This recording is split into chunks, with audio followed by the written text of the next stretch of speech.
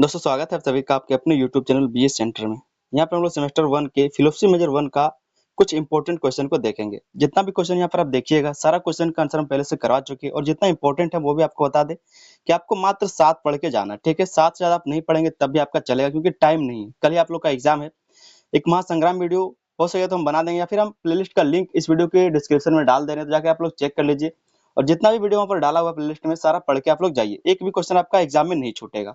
जितना बता रहे हैं 7 क्वेश्चन उतना आपको करके जाना है। कोई भी क्वेश्चन आपका एग्जाम में नहीं छूटेगा। ठीक है, आपको आपके सिलेबस में जो आपका फिलोसफी मेजर 1 का सिलेबस है उसमें आपको इंडियन फिलोसफी पढ़ना है, भारतीय दर्शन को पढ़ना है। ठीक है, सिर्फ 7 प्रश्न पढ़ के आपको जाना है।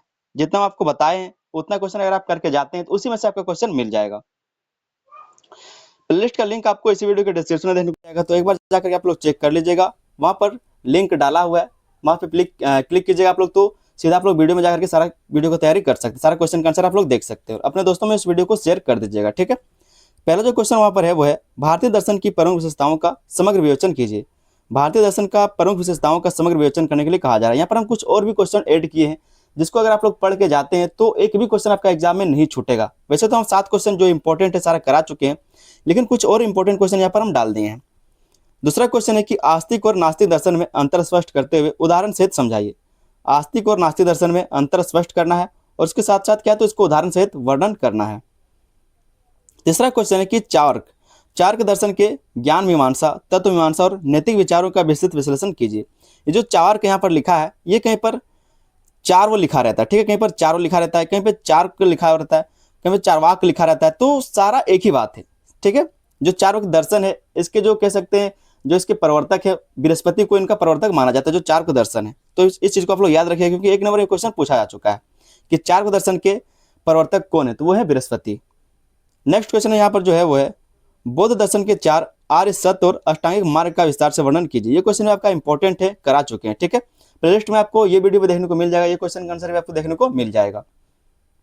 पांचवा क्वेश्चन हमारा है कि जैन दर्शन में जीव, बंधन और मोक्ष की अवधारणा का विस्तृत विवेचन कीजिए। अगर जैन दर्शन के बारे में पूछा जाता है आपको और कोई भी क्वेश्चन आपको समझ में नहीं आ रहा है कि क्या करे क्या नहीं लिखे क्या लिखे, तो जो हम आपको बताएं बस वही आपको छाप के आ जाना, अगर सेम क्वेश्चन नहीं पूछता है तो। ठीक है, जैन दर्शन के बारे में कोई भी क्वेश्चन पूछता था, अगर कुछ नहीं जान पा रहे तो आप यही छाप के आ जाइए जो हम आपको बताएं। सब चीज में ये काम करेगा।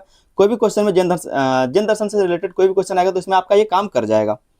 छठा क्वेश्चन है कि न्याय दर्शन में प्रमाण की अवधारणा का विस्तार से वर्णन कीजिए। न्याय दर्शन क्या है हमको डिटेल में बता चुके हैं, बस आपको क्या करना है तो वीडियो को देखना है। 100% गारंटी है आपको समझ आ जाएगा, बिल्कुल कहानी की तरह सब कुछ बता रखे हैं हम। ठीक है, बिल्कुल अपने भाषा में कहानी की तरह सब कुछ बता रखे आपको समझ में आ जाएगा। सातवां क्वेश्चन आपका है कि योग दर्शन के अष्टांग योग का विस्तार से वर्णन कीजिए। योग दर्शन में जो अष्टांग योग है उसका विस्तार से वर्णन करने के लिए कहा जा रहा है। ठीक है, प्लेलिस्ट का लिंक आपको डिस्क्रिप्शन में मिल जाएगा, एक बार जाके चेक कर लीजिए और तैयारी आप लोग शुरू कर दीजिए। 8वां नंबर क्वेश्चन है कि उपनिषदों में ब्रह्म और आत्मा की अवधारणा का विस्तृत वर्णन कीजिए। उपनिषदों में ब्रह्म और आत्मा की अवधारणा क्या है, ब्रह्म क्या है और आत्मा क्या है, इसके बारे में बताना, डिटेल में बताना। ठीक है, जो उपनिषदों में बताया गया है। 9वां नंबर हमारा क्वेश्चन है कि वैशेषिक दर्शन के पदार्थ का विस्तृत विवेचन कीजिए।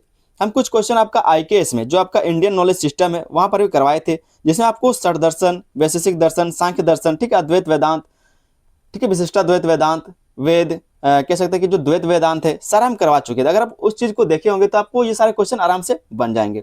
अगर नहीं देखे तो जाकर के एक बार आप आईकेएस का जो मेरा वीडियो बना हुआ उसको एक बार देख लीजिएगा। ये जो आपका फिलोसफी मेजर 1 है और जो आपका आईकेएस का क्वेश्चन हम करवाएं दोनों सेम है, दोनों चीज में आपको यही पढ़ना था।